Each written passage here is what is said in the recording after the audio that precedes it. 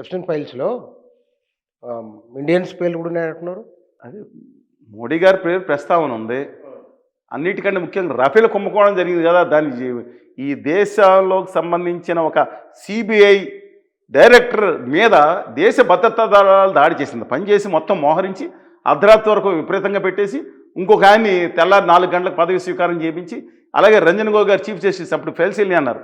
ఆయన మీద వాళ్ళ ఇంట్లో ఉండే మహిళ ఒక లాయర్తో ఆరోపణ ఎలా వచ్చింది, ఏం జరిగింది, అలాగే ఆ ఫ్రాన్స్ పాత ఆయన మంత్రి గారు అధ్యక్షుడు జరిగిందని చెప్తే మళ్ళీ ఎలా మార్చుకున్నారు.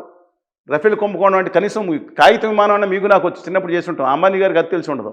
ఆయన వెంటబెట్టుకెళ్ళారు. ఆ పేర్లు అంటే నేను డైరెక్ట్గా క్రిమినల్ దాంట్లో ఇంటిమిడేషన్ చేయకపోయినా సరే ఆయన పేర్లు ప్రస్తావన ఉంది. కానీ మోడీ గారి విషయంలో ప్రస్తావన ఉంది ఏంటంటే జెఫ్రీ ఎపిస్టన్ దరిద్రం నీచమైన చెప్తాది వాడిని, ఒక పవర్ బ్రోకర్. ఉందేంటంటే ఇజ్రాయెల్కి వెళ్ళి మన మన మన ప్రధానమంత్రి ఎవరిని ఇంతవరకు ఇజ్రాయెల్ వెళ్ళారా? వాళ్ళ గత కాలంలో మొట్టమొదటిసారి వెళ్ళటానికి మోడీ ఈయన డ్యాన్స్ వల్ల అదే ట్రంప్ గారి గురించి ప్రసక్తి ఉంది. బట్ డజంట్ మీన్ మోడీ గారు అలాంటి వాళ్ళకి ఎట్టి పరిస్థితులు బిలో ద బెల్ట్ నేను చేయనండి. మోడీ గారు ఆ ఎపిస్టన్ వచ్చిన దిక్కుమాలిన దాంట్లో ఎట్టి పరిస్థితులు, ఎందుకంటే మోడీ గారి వ్యక్తిత్వం వేరు.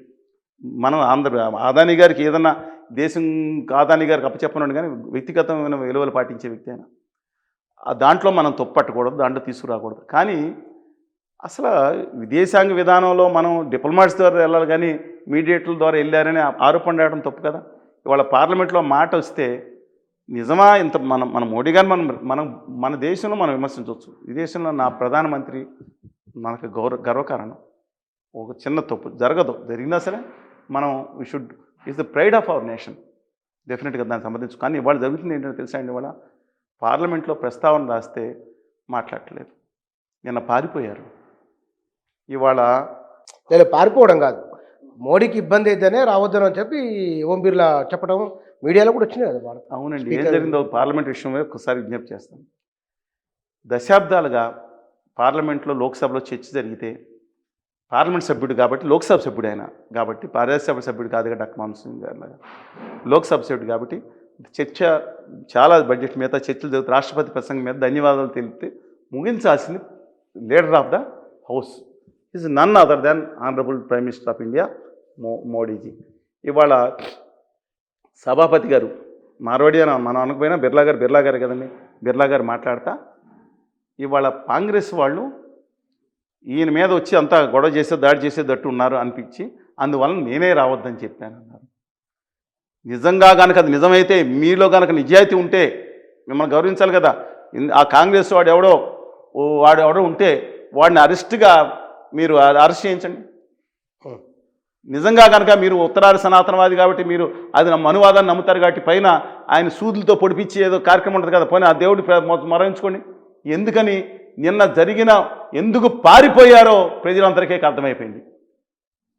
మీరు ఆపరేషన్ సింధూర్ ఒక్క విషయం ప్రస్తావిస్తాను. ఆపరేషన్ సింధూర్ విషయం, సింధూర్లో ఆ నీచ నికృష్ట రోగ్ నేషన్ పాకిస్తాన్కు చెందిన ప్రోత్సహించిన నీచ నికృష్టమైన తీవ్రవాదులు వాళ్ళు చేసిన దుర్మార్గం మీకు తెలుసు కదా. ఆ దుర్మార్గం మీద మనం దాడి మొదలు పెట్టాం కదా. ఇనీషియల్గా మన ఫ్లైట్స్ పడిపోయినాయి, ఏదో ఇష్యూ జరిగిందని పాపం చీఫ్ ఆఫ్ డిఫెన్స్ స్టాఫ్ చెప్పారు కదా. తర్వాత మనం విజృంభించాం, వీరకిషోర్ అలాగే వెళ్ళాం, టక్కటకా కొట్టే టైంలో మోడీ గారి దగ్గరించి మనకు బయట వార్త వచ్చింది. నేను ఆపేమన్నాను, ఇండియా ఆపేసింది. 2 దేశాలు ఆపే. అదేంటి మనం నమ్మలేదు, ఆడేవాడో చెప్పడానికి. అని ఇందిరాగాంధీ అప్పుడే చెప్పింది యుఎస్ కామన్ సభలో, నా దేశం చుట్టుపక్కల నేను చూసుకుంటా, నేను డిక్లేర్ చేస్తున్నాను దమ్ము ఉన్నది గట్టిగా చెప్పిన ఇందిరాగాంధీ. కానీ మనం వాళ్ళు మాట్లాడకుండా అలాంటిది అసలు దాంట్లో 100 అని ఉంటుంది, 54 ఇంచులు కదా అని అనుకుంటే తర్వాత స్టేట్మెంట్ వచ్చింది ఇండియా ఆపేసినట్టు. లేదండి, పాకిస్తాన్ అదేం అన్యాయం అండి. ఆడెవడండి ట్రంప్ చెప్పడానికి, నా దేశం ఈయన ఫ్రెండ్ ఉంటాడు. ట్రంప్ ఇంకో మాట అన్నారు, ఈయన ఎలక్షన్ ఏజెంట్ గా పనిచేసి సంతోషంగా లేను, ఆ విషయం ప్రధానికి తెలుసని కూడా అన్నారు. ఆ తర్వాత అది మొన్న నన్ను హ్యాపీగా పెట్టాల్సిన బాధ్యత మోడీ. ఆయన రోజు మాట అంటూనే ఉన్నారు. అది కాదు, ఇంకోటి చెప్తున్నాను ఇవాళ. నిన్న అందరికీ తెలియాల్సింది ఏంటంటే, ఈ బడ్జెట్ ముందు మన మీద రష్యా ఆయిల్ కొంటున్నామని వచ్చింది. అంటే రష్యా ఆయిల్ తక్కువ రేటు కొనుక్కుంటే ఈ దేశంలో అందరికి కూడా 30 రూపాయలకు 24 రూపాయలకు డీజిల్ వచ్చేది. ఈ రష్యా ఆయిల్ అత్యధిక భాగం ఆ గుజరాతీ వ్యాపారులు కొనుక్కుని నెట్లో కొట్టే 1,30,000 కోట్లు ఒక్కొక్కడికి లాభం వస్తుంటేనంట. ఇండియా ప్రభుత్వం ఏం చేసిందంటే విండ్ ఫాల్ ట్యాక్స్ కింద, అంటే అత్యధిక లాభం వస్తే ఒక ట్యాక్స్ కూడా తగ్గించేసిందంట. అంటే ఆ రష్యా నుంచి కొనే ఆయిల్ వచ్చే భాగం గుజరాతీ వ్యాపారులకు, మార్వాడి వ్యాపారులకు, లేదా ఇంకో వ్యాపారులకు లాభం కలుగుతుంది. ఇండియన్స్ కాదు ఎక్కువ. వీళ్ళు విదేశాలకు అమ్ముకుంటున్నారు. ఆయిల్ దిగుమతి చేసుకుని వీళ్ళు ఎక్స్పోర్ట్ చేస్తాను యూరోపియన్ యూనియన్కి, రష్యా డైరెక్ట్ కాకుండా ఆంక్షలు. దాని గురించి ట్రంప్ అంటాడు మీరు బంద్ చేయండి అన్నాడు. ఇవాళ సరే ఏదో జరుగుతూ ఉంది. ఈ నేపథ్యంలో నిన్న ఒక ట్విట్ వచ్చింది మొన్న అర్ధరాత్రికి ముందు. ఏమని? ట్రంప్ గారి గురించి నేను ఇండియాతో 25% నుంచి 18% తగ్గించాను, దాంతో ఇండియాకి వెళ్ళే గూడ్స్ అన్నీ కూడా 0% వాళ్ళు చేస్తున్నారు, ఆ రష్యా నుంచి ఆయిల్ తగ్గించేస్తున్నారు. ఇంత దుర్మార్గంగా ఎవరు దేశం ద్రోహులు అనేవారు కాదు, ఇంత దుర్మార్గంగా ఎవరు ఒప్పుకుంటారు? అంతా బోగస్గాడాడు ఈ ట్రంప్ కాదండి. ఇంత దుర్మార్గం ఉందండి అసలు. అంటే తర్వాత 40 నిమిషాల తర్వాత అర్ధరాత్రి, అంటే మోడీ గారు ట్రంప్ గారు లేచి పొద్దున్న 11 గంటలకు కూర్చొని ఫోన్ చేసి ఉంటారు ఈయనకి రాత్రి. మరి స్పందించాలి కదా. రాహుల్ గాంధీ గారు ఎప్పుడూ చెప్పాడు ఏ ఒప్పందం జరుగుద్ది ట్రంప్ ఏం చెప్తే చేస్తాడు, ఆయన ఒకటని చెప్పారు. 40 నిమిషాల తర్వాత నా దేశ ప్రధానమంత్రి ఎక్స్లో ట్వీట్లో పెడతారు ఒప్పందం జరిగింది, 18%కి తగ్గించారు, 145 కోట్ల మంది ప్రజల తరఫున ఆయనకి ఎవరికి ట్రంప్ గారికి ధన్యవాదాలు తెలియజేస్తే. ఇంతకే అంటే ఒకటి రష్యాలు నెమ్మదిగా తగ్గించుకుంటారు, మొత్తం అన్ని అగ్రికల్చర్ ఉత్పత్తుల మీద కూడా తీయకపోవచ్చు. కానీ నేను అడుగుతున్నాను, ఆ దిక్కుమాల పాకిస్తాన్ ఇప్పుడు మన్మోహన్ సింగ్ గారి గురించి మాట్లాడారు కదా, మన్మోహన్ సింగ్ గారు ఉండగా 3% 4% అండి. మోస్ట్ ఫేవరెట్ నేషన్ ఉండేదండి ఇండియా అమెరికా నుంచి. భవిష్యత్తు చూద్దాం కాదు ఇంపార్టెంట్. మీరు పోయిన అదే ఇంత దుర్మార్గం జరుగుతుంటే పార్లమెంట్లో సమాధానం చెప్పాల్సిన ప్రధానమంత్రి పారిపోయాడు అనుకుంటే ఇంకేమంటామండి? మన్మోహన్ సింగ్ గారు పారిపోయారా, లేదా ఇంకొకరు పారిపోయారా?